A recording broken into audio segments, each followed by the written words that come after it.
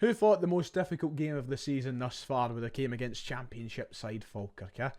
Didn't think it was going to be an easy game today. I was very, very clear on that heading into this game. This should be a difficult one for Celtic, but didn't quite picture it being the uphill battle that it turned out to be.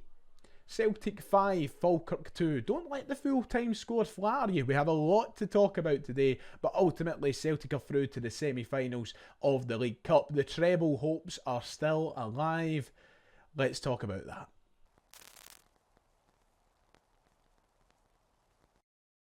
Hello, welcome yourselves in, like and subscribe if you haven't already, all of that jazz. What a game we've just witnessed this afternoon. As I said in the intro, Celtic 5, Falkirk 2 in the quarter-finals of the League Cup. A game which at one point was maybe throwing Celtic in a different direction today. There was a genuine chance we could have been staring a cup exit in the face. Falkirk leading the game on two separate occasions, 1-0 and 2-1. We left it late to get cooking this afternoon, but Brendan Rodgers, with all of his tactical might and all of his wisdom, managed to find and guide Celtic to a good win, 5-2. Nicholas Kuhn is the guy we're going to have to talk about this afternoon, isn't it? But yeah, a really tricky game. Fair play to Falkirk, who came to Celtic Park this afternoon and gave it a right good go. A lot better than most Premiership teams bring to Celtic Park. Better than what Hearts brought to Celtic Park. Better than what Rangers brought to Celtic Park. Better than what Champions League Slovan Bratislava brought to Celtic Park. And listen, Celtic went under a massive change this afternoon. The squad, the starting 11 looked very, very different, and that's always going to allow teams maybe a better look in the match. But I really admire how Falkirk came to the ground and went for it this afternoon. They didn't just sit 10 men behind the ball. Christ, there was a point in the game where they were up 2-1 just before we found our equaliser. They were playing it out from the back at goal kicks. You know, they weren't just lomping it up the park and whatnot. They were playing it out from the back and trying to play football, and that's really admirable because most teams don't do that. So I did say that on the build up to this game. Look, listen, Falkirk flying in the Championship, very much contenders to win that league this season, would come to Celtic Park and give it their all. Look, listen, it's a one and done. You know, if you don't go for it, you're not going to have a chance. So John McGlynn and Falkirk really did go for it this afternoon, and they were unlucky in their efforts. But I guess all I can say is class, get up, you Celtic are through. So yeah, as we mentioned, a lot of changes for Celtic this afternoon, and you know me, Brendan Rodgers' biggest fan, number one Brendan Rodgers fan in the land, you know, and I must criticise him this afternoon. I was really, really surprised that he went with so many changes, with wholesale changes across the board. I thought it was quite naive of us this afternoon to do that, and I understand why you need to do it, because people will raise that point. Well, if you don't play your Alex Barleys, your Austin Trustees, and all these different players, your Lewis Palmas and whatnot, if you don't play them in this game, when do they play? When does Stephen Welsh get his next chance? When does Anthony Ralston get his next chance? When do these players get their minutes if it's not against Championship Falkirk? Well, that's what they're there to fight for in the training ground, to show why they should start weekend to weekend. But today I was really surprised. Me and Kieran discussed it in the podcast going into the game. Should Celtic rotate heavily? And we were both in the agreement that no, we shouldn't, because Falkirk are flying, because they've got a rhythm about them at the minute, and momentum ultimately is one of the most important things in football. And we shouldn't disrupt our own momentum by making so many changes. Nonetheless, Celtic did make a lot of changes. It was a completely fresh and new back four. It's a back four that we've never seen play together. Lewis Palma obviously came back into the fold. Ida was in for Kyogo. Forrest was in for Kuhn. Bernardo was starting. It was a lot of changes to happen at the one time. Essentially, the only thing that didn't really change was Kasper Schmeichel was still in goals. Apart from that, it was changes all over the park.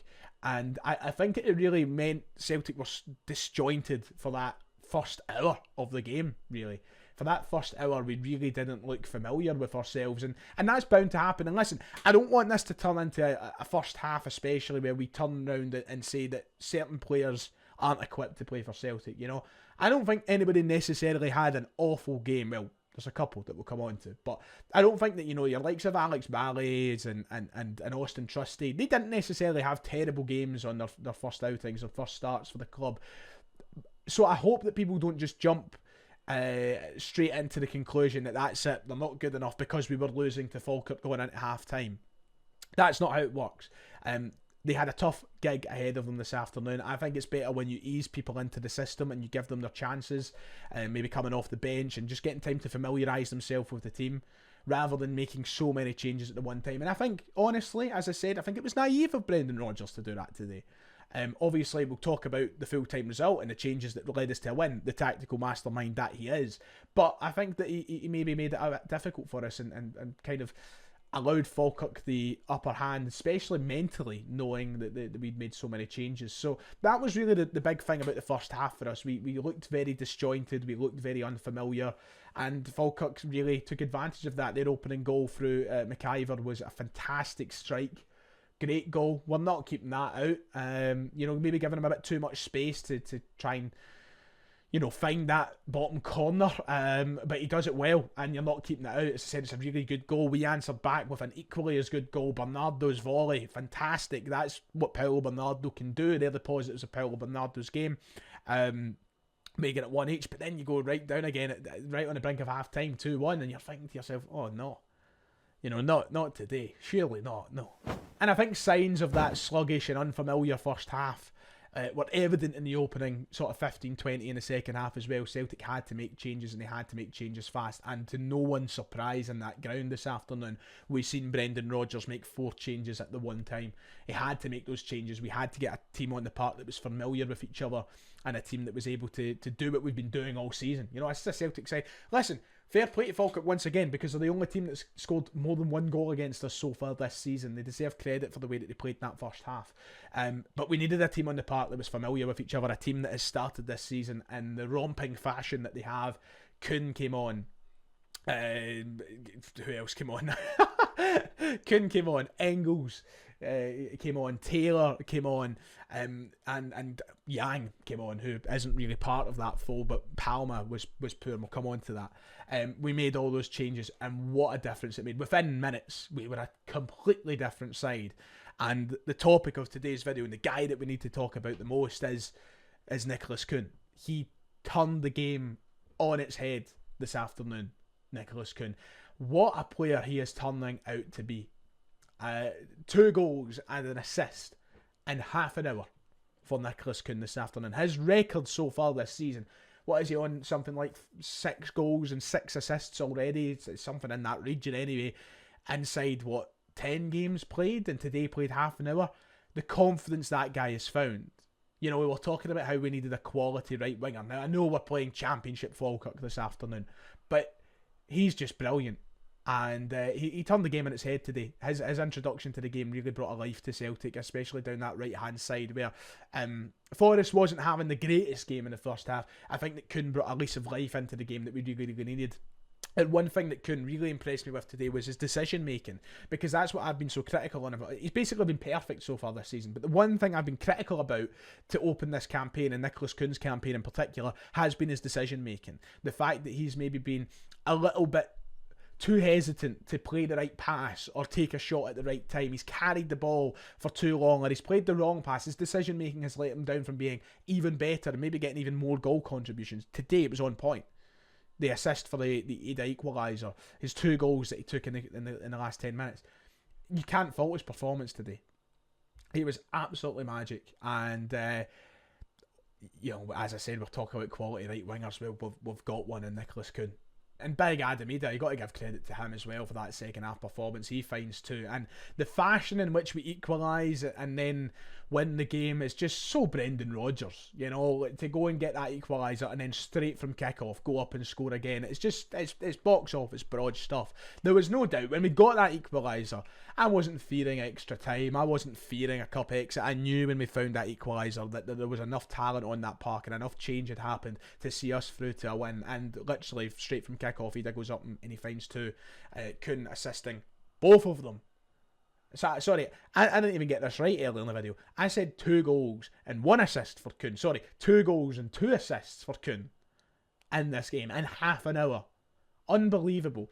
And he does, that's 3 goals in a week for Adam Ida as well, which is huge for him. He needed this. He needed that. I was so glad that he got to start this afternoon. I would start him next week. Kyogo's not been clinical enough for me. Kyogo started the season bang average, maybe even less than bang average, and I don't mean that in a nasty way. I don't mean to be berating or wee Kyogo. I love him to bits, and he's obviously a really good player. He's just not been full of the goal scoring confidence that he usually is, whereas he'd have scored 3 in a week. For me, that signals I need a start next week at McDiarmid Park. And then maybe Kyogo comes off the bench and whatnot. But he was brilliant. His finishing was superb, especially for the second goal. His finish is great. You know, especially the way he takes it round the last defender, and then, you know, he doesn't rush, doesn't panic. He just plays it low and hard into the net. Brilliant from Biggie. The second half was perfect. Arnie Engels again showing the quality of what he's worth. He got an assist in the game as well. Yeah, everything just clicked in the second half. We looked like our familiar selves. We looked like Celtic. And after what was a kind of estranged opening 45, we found our form. We found why we're the champions. We found this opening to the season that we've had, and we bang another 5 in. We're doing it for fun. We really are. A couple of players will be disappointed with their outings this afternoon, especially with chances being given out. One of them being Luis Palma, and I think there'll be a lot of people. I've not checked anything yet online. I've not looked at anybody's opinions. I've not been on Twitter. I've not been on anything. This is all coming from my own opinions as usual, but I've not had anything to influence me. I am assuming, though, that there is a lot of negativity surrounding Luis Palma's performance this afternoon. I thought he was really poor. And a huge opportunity for him as well. And the thing is, you know, you see glimpses of a player in Luis Palma. You see moments. He brought the ball down at one point in the first half. That's magic. That's an incredible first touch. Dare I say it was Jota-esque. But, I mean, a first touch is nothing if you've got nothing else from it. You know, if you don't do anything after that first touch, there's no point in playing. And Luis Palma felt like a waste of a jersey this afternoon. He was really, really poor. I think Hatate was quite poor as well in today's game. They were the two that let me down the most, but Hatate wasn't as bad as what Palma was. He was just really, you know, that's a huge opportunity for him. And when Rodgers has been so vocal about him, and the fans have been so vocal about him as well, and how he needs to improve, to then be given this opportunity this afternoon to then, you know, is it just a case of he's not that good a player? Is it as simple as that? Whatever he's doing it wrong. And he needs to improve on it quickly, because we've spoke about this in a couple of the live streams in the channel. I don't think there's anything out of the question that Luis Palma's Celtic career is over in January. I could see the club moving him on. If not January, next summer definitely. So he's not going to get chances like this that often, especially with the way that Dyson Maida's playing. Dyson Maida wasn't on the bench today. He was subbed off for Yang. For me, this was a game where Luis Palma probably should have been playing 90 minutes.